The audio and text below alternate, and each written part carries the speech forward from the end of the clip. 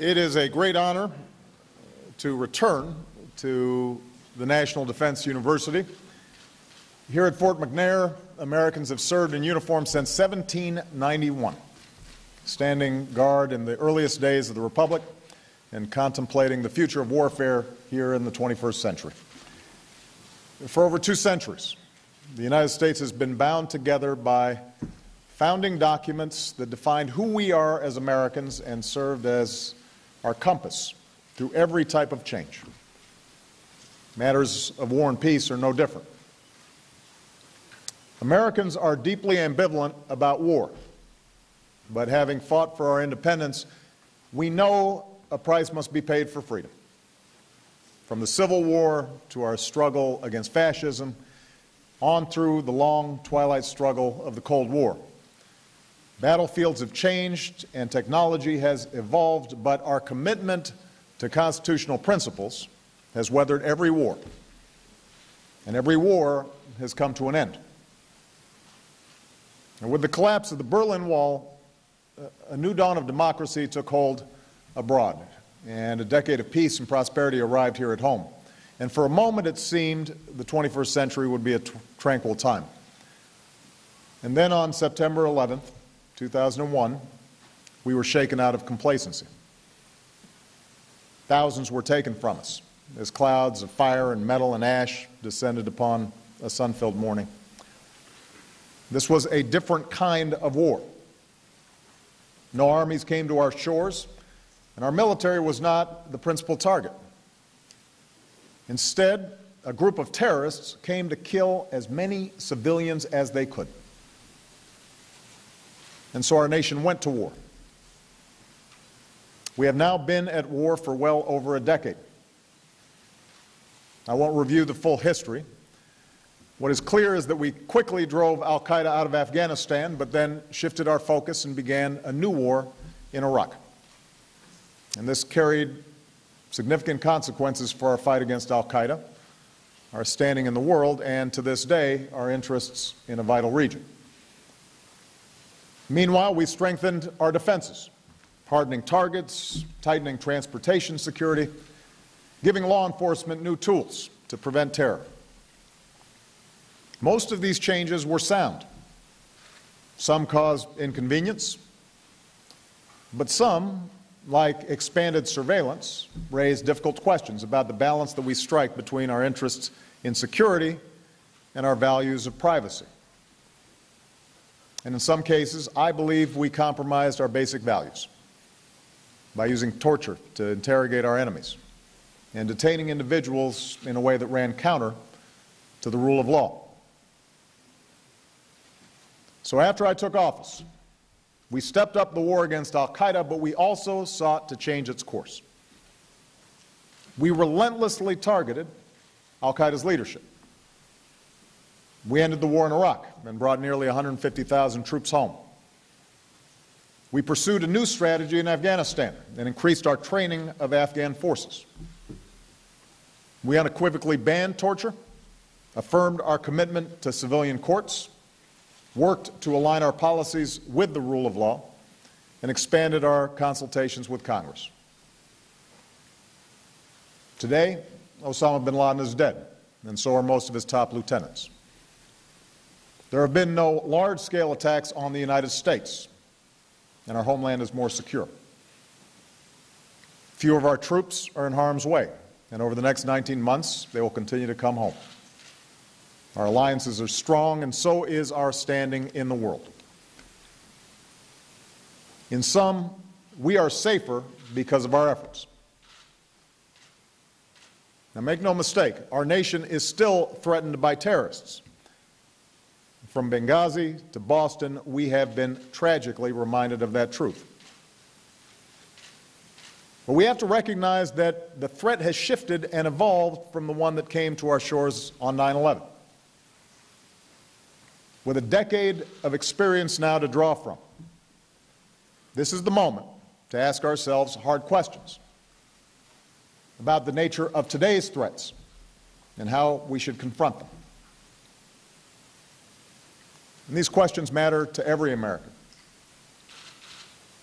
For over the last decade, our nation has spent well over $1 trillion on war, helping to explode our deficits and constraining our ability to nation build here at home. Our service members and their families have sacrificed far more on our behalf.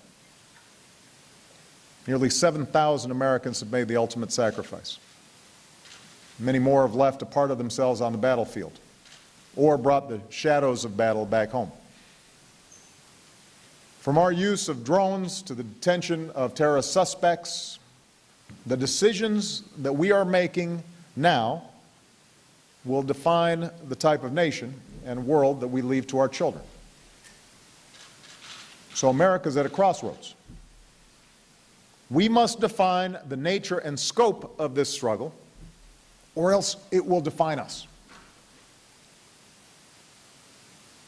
We have to be mindful of James Madison's warning that no nation could preserve its freedom in the midst of continual warfare. Neither I nor any president can promise the total defeat of terror. We will never erase the evil that lies in the hearts of some human beings, nor stamp out every danger to our open society. But what we can do, what we must do, is dismantle networks that pose a direct danger to us and make it less likely for new groups to gain a foothold, all the while maintaining the freedoms and ideals that we defend. And to define that strategy, we have to make decisions based not on fear, but on hard-earned wisdom. And that begins with understanding the current threat that we face.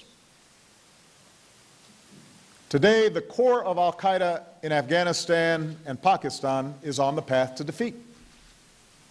Their remaining operatives spend more time thinking about their own safety than plotting against us. They did not direct the attacks in Benghazi or Boston.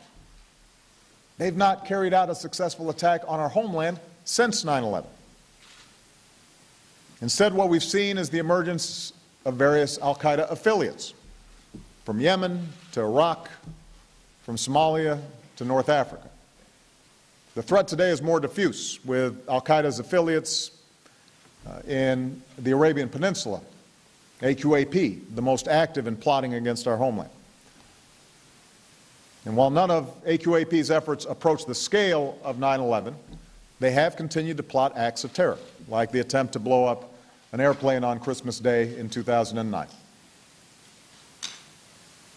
Unrest in the Arab world has also allowed extremists to gain a foothold in countries like Libya and Syria. But here, too, there are differences from 9/11. In some cases, we continue to confront state-sponsored networks like Hezbollah that engage in acts of terror to achieve political goals. Other of these groups are simply collections of local militias or extremists interested in seizing territory. And while we are vigilant for signs that these groups may pose a transnational threat, most are focused on operating in the countries and regions where they are based. And that means we'll face more localized threats like what we saw in Benghazi, or the BP oil facility in Algeria, in which local operatives, perhaps in loose affiliation with regional networks, launch periodic attacks against Western diplomats, companies, and other soft targets, or resort to kidnapping and other criminal enterprises to fund their operations. And finally, we face a real threat from radicalized individuals here in the United States. Whether it's a shooter at a Sikh temple in Wisconsin, a plane flying into a building in Texas, or the extremists who killed 168 people at the federal building in Oklahoma City, America's confronted many forms of violent extremism in our history. Deranged or alienated individuals, often U.S. citizens or legal residents, can do enormous damage, particularly when inspired by larger notions of violent jihad. And that pull towards extremism appears to have led to the shooting at Fort Hood and the bombing of the Boston Marathon. So that's the current threat.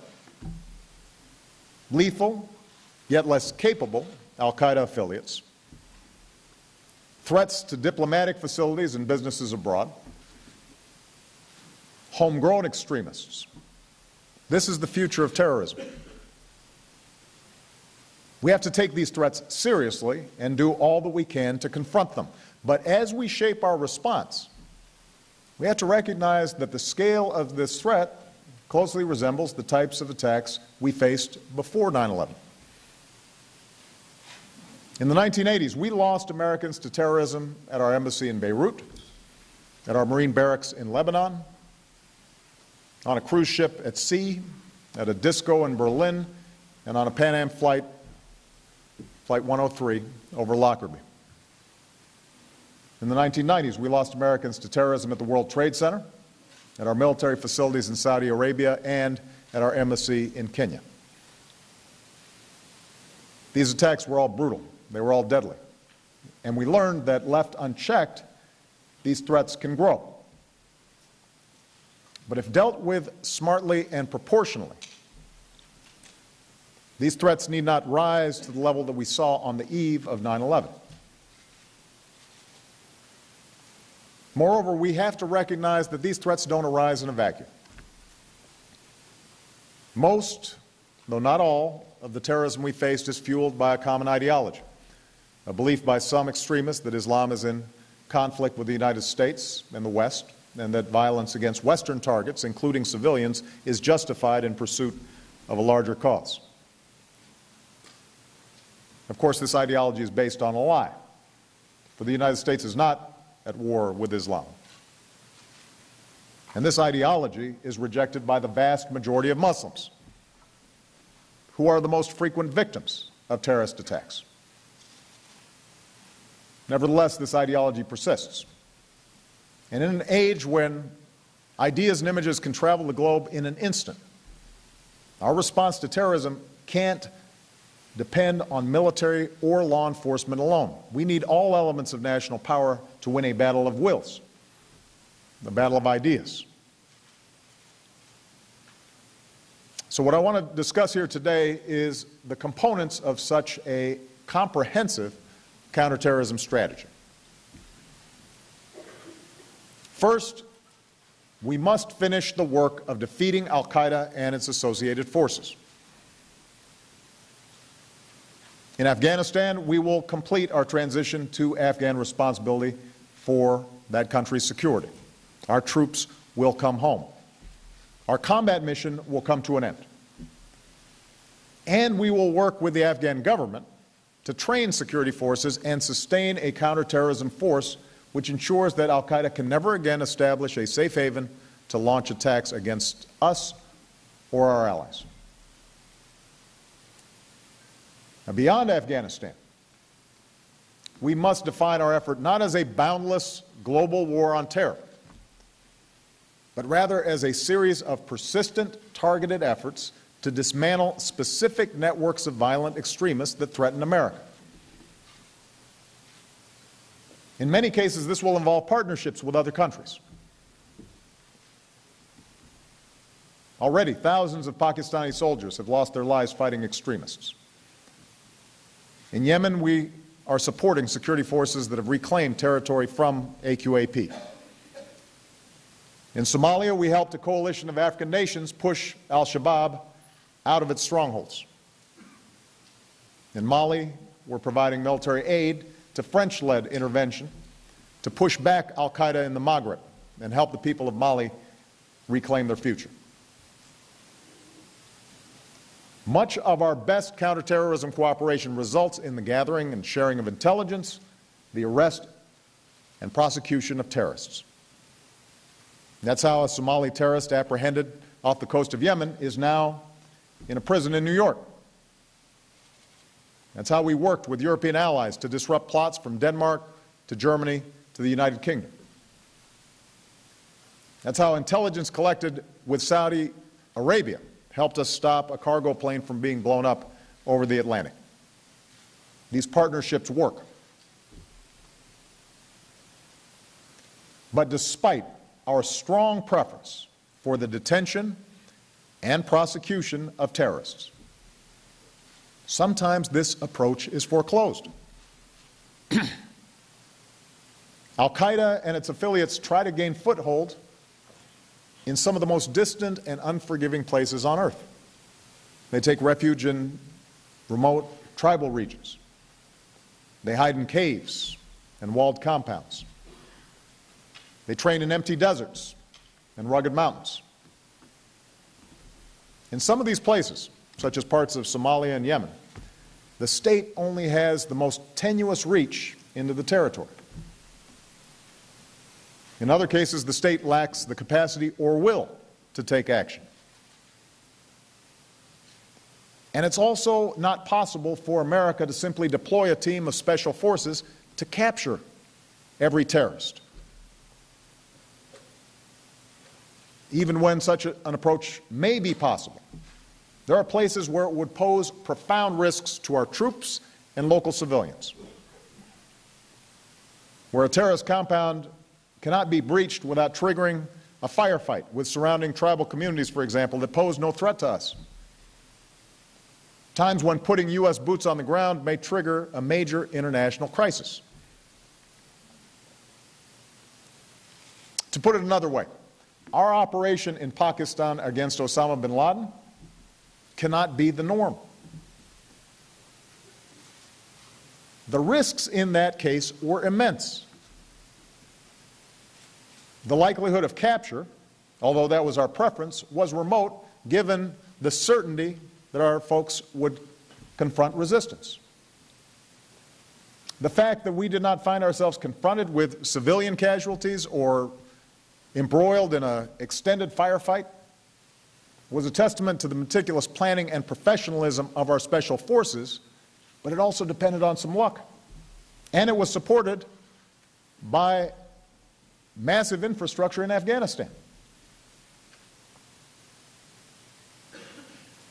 And even then, the cost to our relationship with Pakistan and the backlash among the Pakistani public over encroachment on their territory was so severe that we are just now beginning to rebuild this important partnership. So it is in this context that the United States has taken lethal, targeted action against Al-Qaeda and its associated forces, including with remotely piloted aircraft commonly referred to as drones. As was true in previous armed conflicts, this new technology raises profound questions about who is targeted and why, about civilian casualties and the risk of creating new enemies, about the legality of such strikes under U.S. and international law, about accountability and morality. So let me address these questions. To begin with, our actions are effective. Don't take my word for it. In the intelligence gathered at bin Laden's compound, we found that he wrote, "We could lose the reserves to enemies' airstrikes. We cannot fight airstrikes with explosives." Other communications from Al-Qaeda operatives confirm this as well. Dozens of highly skilled Al-Qaeda commanders, trainers, bomb makers, and operatives have been taken off the battlefield. Plots have been disrupted that would have targeted international aviation, U.S. transit systems, European cities, and our troops in Afghanistan. Simply put, these strikes have saved lives. Moreover, America's actions are legal. We were attacked on 9/11. Within a week, Congress overwhelmingly authorized the use of force. Under domestic law and international law, the United States is at war with Al-Qaeda, the Taliban, and their associated forces. We are at war with an organization that right now would kill as many Americans as they could if we did not stop them first. So this is a just war, a war waged proportionally, in last resort, and in self-defense. And yet, as our fight enters a new phase, America's legitimate claim of self-defense cannot be the end of the discussion. To say a military tactic is legal or even effective is not to say it is wise or moral in every instance. For the same progress that gives us the technology to strike half a world away also demands the discipline to constrain that power or risk abusing it. And that's why, over the last 4 years, my administration has worked vigorously to establish a framework that governs our use of force against terrorists, insisting upon clear guidelines, oversight, and accountability that is now codified in presidential policy guidance that I signed yesterday. In the Afghan war theater, we must and will continue to support our troops until the transition is complete at the end of 2014. And that means we will continue to take strikes against high-value al-Qaeda targets, but also against forces that are massing to support attacks on coalition forces. But by the end of 2014, we will no longer have the same need for force protection. And the progress we've made against core al-Qaeda will reduce the need for unmanned strikes. Beyond the Afghan theater, we only target al-Qaeda and its associated forces. And even then, the use of drones is heavily constrained. America does not take strikes when we have the ability to capture individual terrorists. Our preference is always to detain, interrogate, and prosecute them. America cannot take strikes wherever we choose. Our actions are bound by consultations with partners and respect for state sovereignty. America does not take strikes to punish individuals. We act against terrorists who pose a continuing and imminent threat to the American people, and when there are no other governments capable of effectively addressing the threat. And before any strike is taken, there must be near certainty that no civilians will be killed or injured, the highest standard we can set. Now, this last point is critical because much of the criticism about drone strikes, both here at home and abroad, understandably centers on reports of civilian casualties. There's a wide gap between U.S. assessments of such casualties and non-governmental reports. Nevertheless, it is a hard fact that U.S. strikes have resulted in civilian casualties, a risk that exists in every war. And for the families of those civilians, no words or legal construct can justify their loss. For me and those in my chain of command, those deaths will haunt us as long as we live, just as we are haunted by the civilian casualties that have occurred throughout conventional fighting in Afghanistan and Iraq. But as Commander-in-Chief, I must weigh these heartbreaking tragedies against the alternatives. To do nothing in the face of terrorist networks would invite far more civilian casualties, not just in our cities at home and our facilities abroad, but also in the very places like Sana'a and Kabul and Mogadishu, where terrorists seek a foothold. Remember that the terrorists we are after target civilians, and the death toll from their acts of terrorism against Muslims dwarfs any estimate of civilian casualties from drone strikes.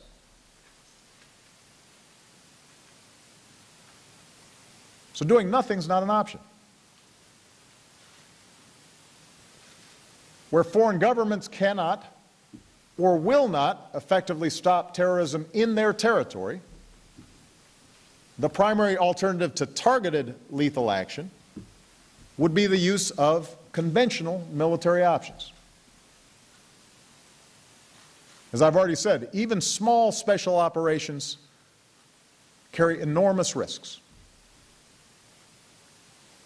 Conventional air power, or missiles, are far less precise than drones and are likely to cause more civilian casualties and more local outrage.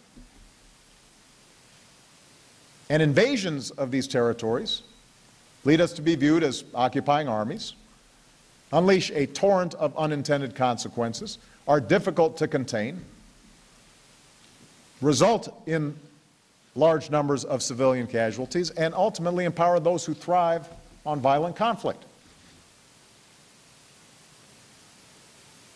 So it is false to assert that putting boots on the ground is less likely to result in civilian deaths or less likely to create enemies in the Muslim world. The results would be more U.S. deaths, more Black Hawks Down, more confrontations with local populations, and an inevitable mission creep in support of such raids that could easily escalate into new wars.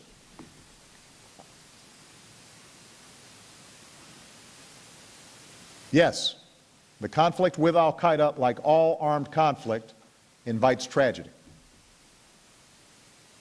But by narrowly targeting our action against those who want to kill us and not the people they hide among, we are choosing the course of action least likely to result in the loss of innocent life.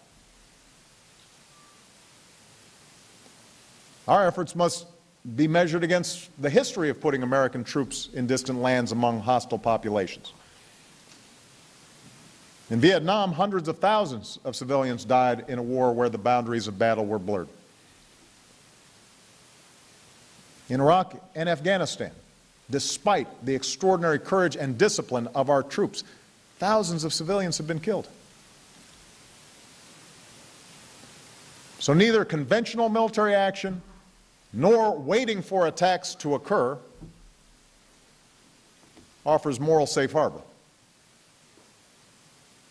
And neither does a sole reliance on law enforcement in territories that have no functioning police or security services, and indeed have no functioning law.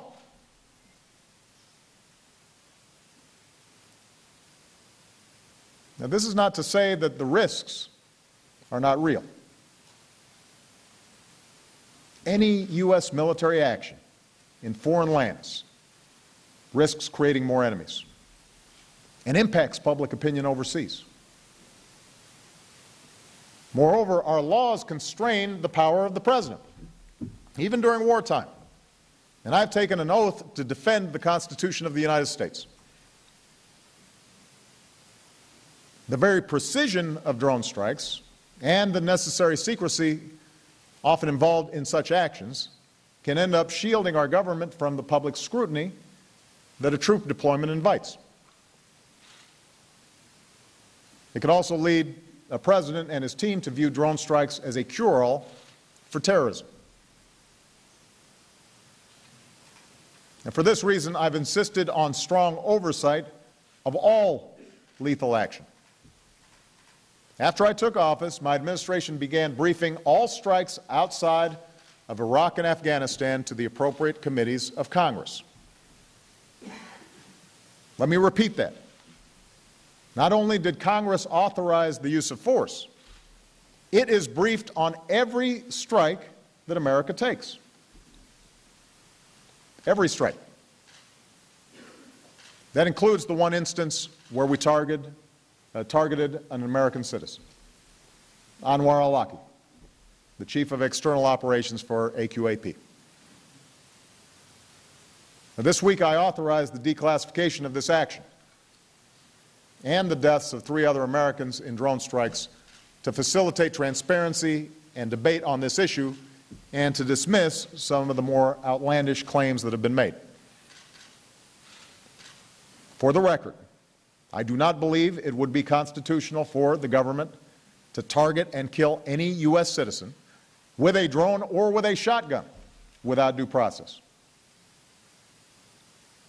Nor should any president deploy armed drones over U.S. soil. But when a U.S. citizen goes abroad to wage war against America and is actively plotting to kill U.S. citizens, and when Neither the United States nor our partners are in a position to capture him before he carries out a plot. His citizenship should no more serve as a shield than a sniper shooting down on an innocent crowd should be protected from a SWAT team. That's who Anwar al-Awlaki was. He was continuously trying to kill people. He helped oversee the 2010 plot to detonate explosive devices on 2 U.S.-bound cargo planes. He was involved in planning to blow up an airliner in 2009. When Farouk Abdul Muttalib, the Christmas Day bomber, went to Yemen in 2009, al-Awlaki hosted him, approved his suicide operation, helped him tape a martyrdom video to be shown after the attack, and his last instructions were to blow up the airplane when it was over American soil. I would have detained and prosecuted al-Awlaki if we captured him before he carried out a plot, but we couldn't. And as president, I would have been derelict in my duty had I not authorized the strike that took him out.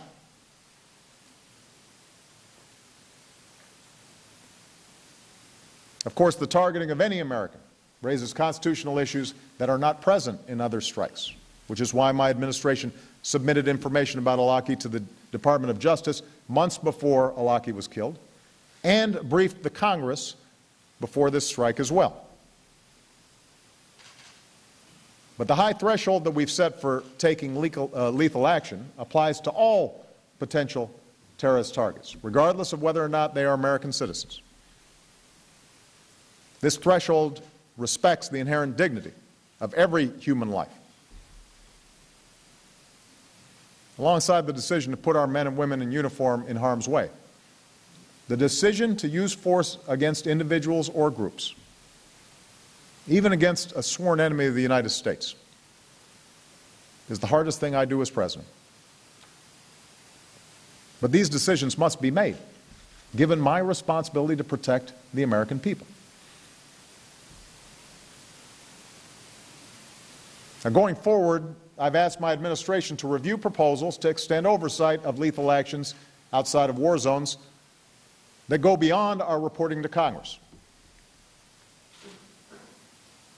Each option has virtues in theory, but poses difficulties in practice. For example, the establishment of a special court to evaluate and authorize lethal action has the benefit of bringing a third branch of government into the process, but raises serious constitutional issues about presidential and judicial authority. Another idea that's been suggested, the establishment of an independent oversight board in the executive branch, avoids those problems but may introduce a layer of bureaucracy into national security decision-making without inspiring additional public confidence in the process. But despite these challenges, I look forward to actively engaging Congress to explore these and other options for increased oversight. I believe, however, that the use of force must be seen as part of a larger discussion we need to have about a comprehensive counterterrorism strategy, because for all the focus on the use of force, force alone cannot make us safe.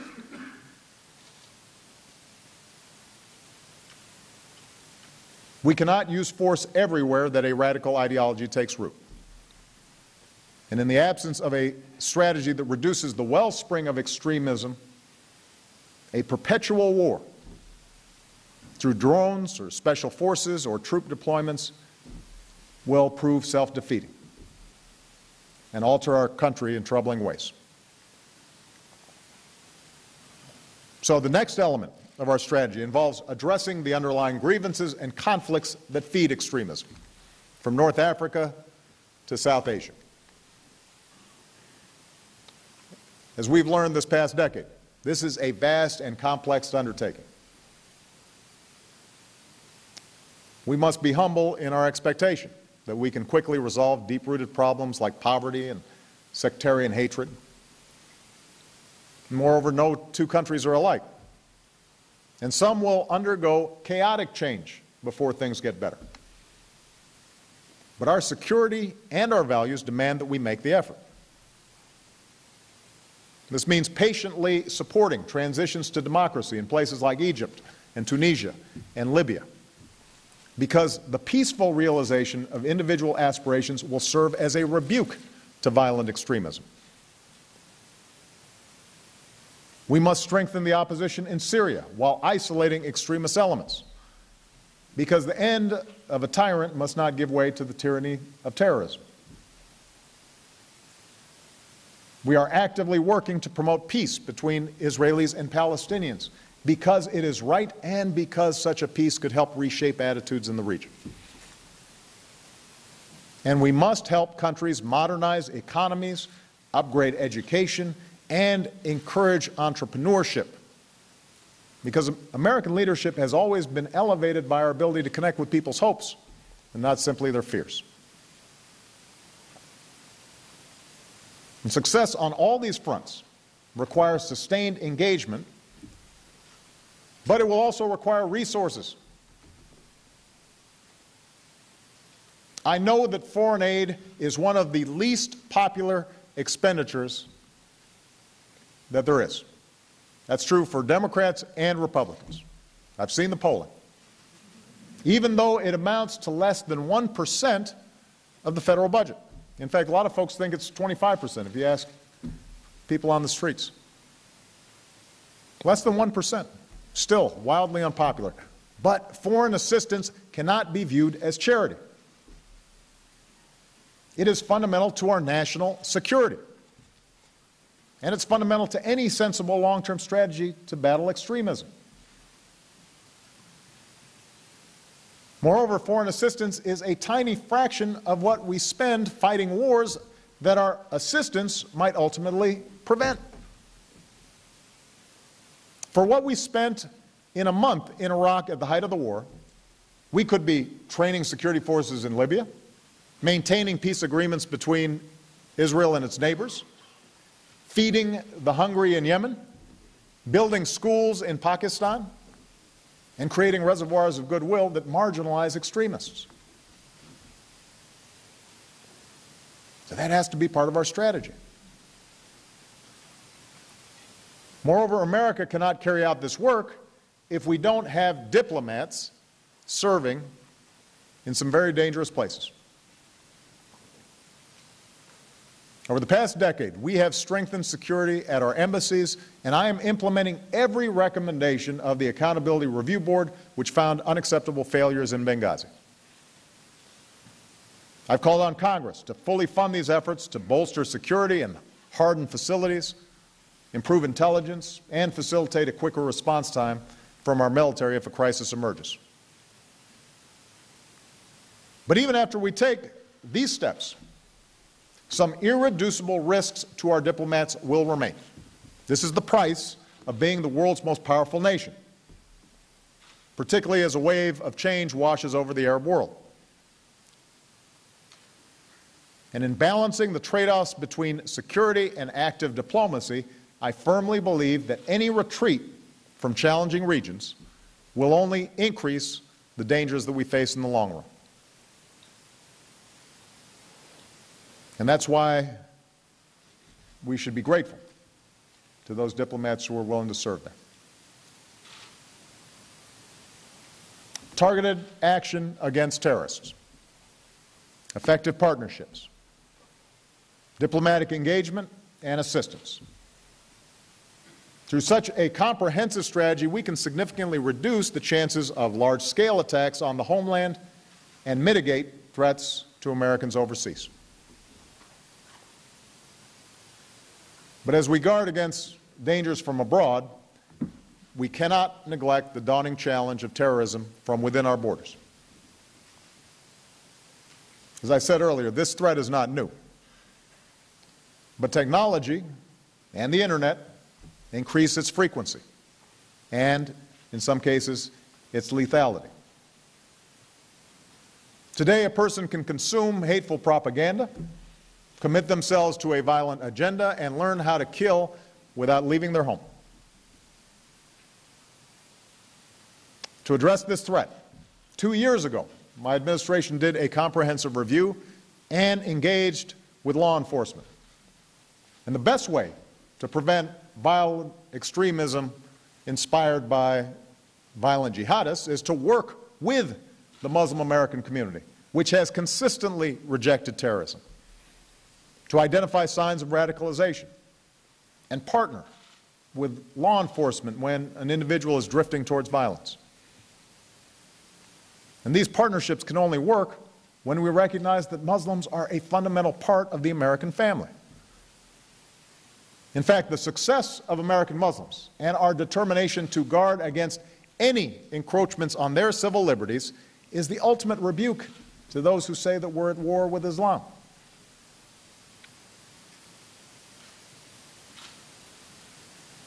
Now, thwarting homegrown plots presents particular challenges in part because of our proud commitment to civil liberties for all who call America home. That's why in the years to come, we will have to keep working hard to strike the appropriate balance between our need for security and preserving those freedoms that make us who we are. That means reviewing the authorities of law enforcement so we can intercept new types of communication, but also build in privacy protections to prevent abuse. That means that even after Boston, we do not deport someone or throw somebody in prison in the absence of evidence. That means putting careful constraints on the tools the government uses to protect sensitive information, such as the state secrets doctrine. And that means finally having a strong privacy and civil liberties board to review those issues where our counterterrorism efforts and our values may come into tension. Now, the Justice Department's investigation of national security leaks offers a recent example of the challenges involved in striking the right balance between our security and our open society. As Commander-in-Chief, I believe we must keep information secret that protects our operations and our people in the field. To do so, we must enforce consequences for those who break the law and breach their commitment to protect classified information. But a free press is also essential for our democracy. That's who we are.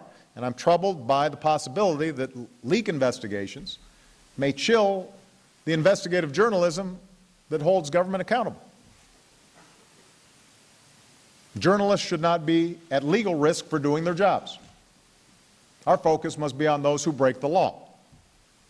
And that's why I've called on Congress to pass a media shield law to guard against government overreach. And I've raised these issues with the Attorney General, who shares my concerns. So he's agreed to review existing Department of Justice guidelines governing investigations that involve reporters. And he'll convene a group of media organizations to hear their concerns as part of that review. And I've directed the Attorney General to report back to me by July 12th. Now, all these issues remind us that the choices we make about war can impact, in sometimes unintended ways, the openness and freedom on which our way of life depends. And that is why I intend to engage Congress about the existing authorization to use military force, or AUMF, to determine how we can continue to fight terrorism without keeping America on a perpetual wartime footing. The AUMF is now nearly 12 years old. The Afghan war is coming to an end. Core al-Qaeda is a shell of its former self. Groups like AQAP must be dealt with, but in the years to come, not every collection of thugs that labels themselves al-Qaeda will pose a credible threat to the United States. Unless we discipline our thinking, our definitions, our actions, we may be drawn into more wars we don't need to fight, or continue to grant presidents unbound powers more suited for traditional armed conflicts between nation-states.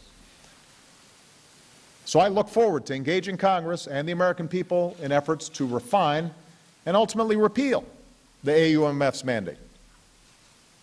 And I will not sign laws designed to expand this mandate further. Our systematic effort to dismantle terrorist organizations must continue. But this war, like all wars, must end. That's what history advises. That's what our democracy demands. And that brings me to my final topic, the detention of terrorist suspects. I'm going to repeat one more time. As a matter of policy, the preference of the United States is to capture terrorist suspects. When we do detain a suspect, we interrogate them. And if the suspect can be prosecuted, we decide whether to try him in a civilian court or a military commission. During the past decade, the vast majority of those detained by our military were captured on the battlefield. In Iraq, we turned over thousands of prisoners as we ended the war. In Afghanistan, we have transitioned detention facilities to the Afghans as part of the process of restoring Afghan sovereignty. So we bring law of war detention to an end, and we are committed to prosecuting terrorists wherever we can. The glaring exception to this time-tested approach is the detention center at Guantanamo Bay. The original premise for opening Gitmo, that detainees would not be able to challenge their detention, was found unconstitutional 5 years ago. In the meantime, Gitmo has become a symbol around the world for an America that flouts the rule of law. Our allies won't cooperate with us if they think a terrorist will end up at Gitmo. During a time of budget cuts, we spend $150 million each year to imprison 166 people. Almost $1 million per prisoner.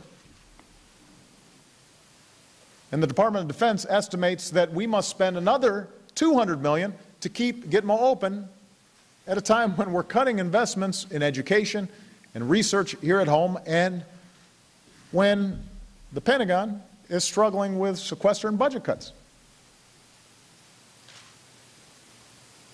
Now, as president, I have tried to close Gitmo. I transferred 67 detainees to other countries before Congress imposed restrictions to effectively prevent us from either transferring detainees to other countries or imprisoning them here in the United States.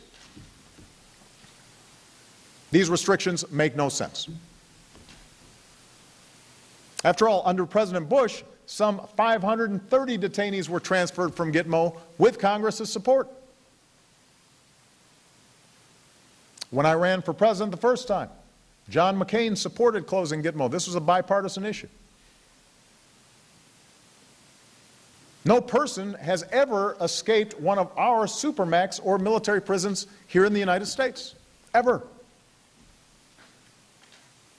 Our courts have convicted hundreds of people for terrorism or terrorism-related offenses, including some folks who are more dangerous than most Gitmo detainees. They're in our prisons. And given my administration's relentless pursuit of al-Qaeda's leadership, there is no justification beyond politics for Congress to prevent us from closing a facility that should have never been opened. Today,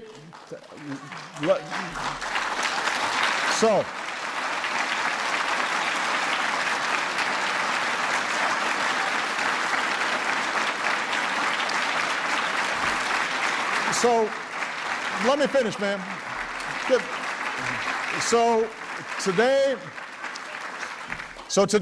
once again, today, I'm about to address it, ma'am, but you got to let me speak. I'm about to address it. Let me address it. Why don't you let me address it, ma'am? Why don't you sit down and I will tell you exactly what I'm going to do. Thank you, ma'am. Thank you. Thank you. Ma'am, thank you. You should let me finish my sentence. Today, I once again call on Congress to lift the restrictions on detainee transfers from Gitmo. I have asked I have asked the Department of Defense to designate a site in the United States where we can hold military commissions. I'm appointing a new senior envoy at the State Department and Defense Department whose sole responsibility will be to achieve the transfer of detainees to third countries. I am lifting the moratorium on detainee transfers to Yemen so we can review them on a case-by-case basis. To the greatest extent possible, we will transfer detainees who have been cleared to go to other countries. Where appropriate, we will bring terrorists to justice in our courts and our military justice system. And we will insist that judicial review be available for every detainee. Now, ma'am, let me finish. Let me finish, ma'am. This is part of free speech, is you being able to speak, but also you listening, and me being able to speak. All right? Thank you.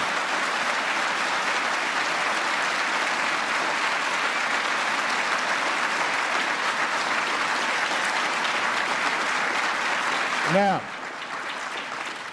even after we take these steps, one issue will remain, which is how to deal with those Gitmo detainees who we know have participated in dangerous plots or attacks, but who cannot be prosecuted, for example, because the evidence against them has been compromised or is inadmissible in a court of law. But once we commit to a process of closing Gitmo, I am confident that this legacy problem can be resolved, consistent with our commitment to the rule of law. And I know the politics are hard, but history will cast a harsh judgment on this aspect of our fight against terrorism and those of us who fail to end it. Imagine a future, 10 years from now, or 20 years from now, when the United States of America is still holding people who have been charged with no crime on a piece of land that is not part of our country. Look at the current situation, where we are force-feeding detainees who are being held on a hunger strike. I'm willing to cut the young lady who interrupted me some slack, because it's worth being passionate about. Is this who we are? Is that something our founders foresaw? Is that the America we want to leave our children? Our sense of justice is stronger than that. We have prosecuted scores of terrorists in our courts. That includes Umar Farouk Abdulmuttalib, who tried to blow up an airplane over Detroit, and Faisal Shahzad, who put a car bomb in Times Square. It's in a court of law that we will try Doksar Charnev, who is accused of bombing the Boston Marathon.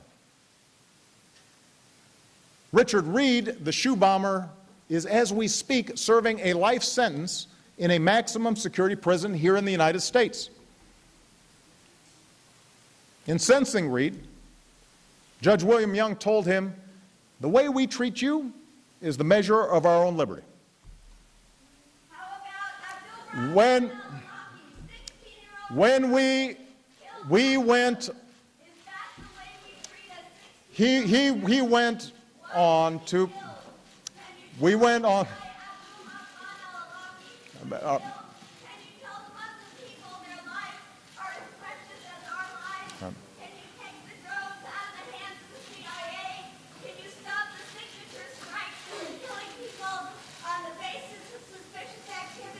we're addressing that, ma'am.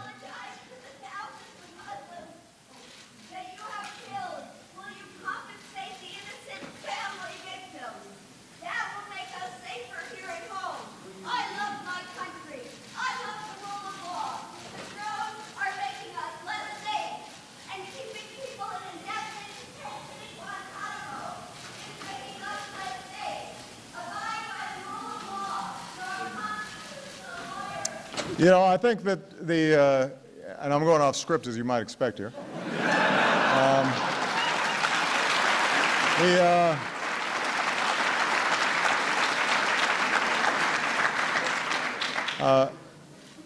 the voice of that woman is worth paying attention to. Obviously, I do not agree with much of what she said. And obviously, she wasn't listening to me in much of what I said. But these are tough issues. And the suggestion that we can gloss over them is wrong. You know, when that judge sentenced Mr. Reed, the shoe bomber, he went on to point to the American flag that flew in the courtroom. That flag, he said, will fly there long after this is all forgotten. That flag still stands for freedom. So, America, we face down dangers far greater than al-Qaeda. By staying true to the values of our founding, and by using our constitutional compass, we have overcome slavery and civil war and fascism and communism. In just these last few years as president, I've watched the American people bounce back from painful recession, mass shootings, natural disasters like the recent tornadoes that devastated Oklahoma. These events were heartbreaking. They shook our communities to the core. But because of the resilience of the American people, these events could not come close to breaking us. I think of Lauren Manning, the 9/11 survivor who had severe burns over 80% of her body, who said, "That's my reality. I put a Band-Aid on it, literally, and I move on." I think of the New Yorkers who filled Times Square the day after an attempted car bomb as if nothing had happened. I think of the proud Pakistani parents who, after their daughter was invited to the White House, wrote to us, "We have raised an American Muslim daughter to dream big and never give up because it does pay off." I think of all the wounded warriors rebuilding their lives and helping other vets to find jobs. I think of the runner planning to do the 2014 Boston Marathon who said, "Next year you're going to have more people than ever."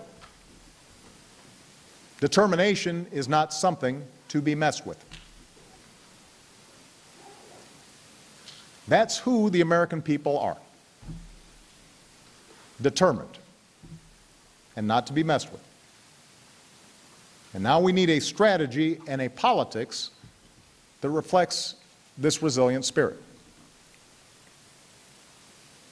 Our victory against terrorism won't be measured in a surrender ceremony at a battleship or a statue being pulled to the ground. Victory will be measured in parents taking their kids to school, immigrants coming to our shores, fans taking in a ball game, a veteran starting a business, a bustling city street, a citizen shouting your concerns at a president. The quiet determination, that strength of character and bond of fellowship, that refutation of fear, that is both our sword and our shield.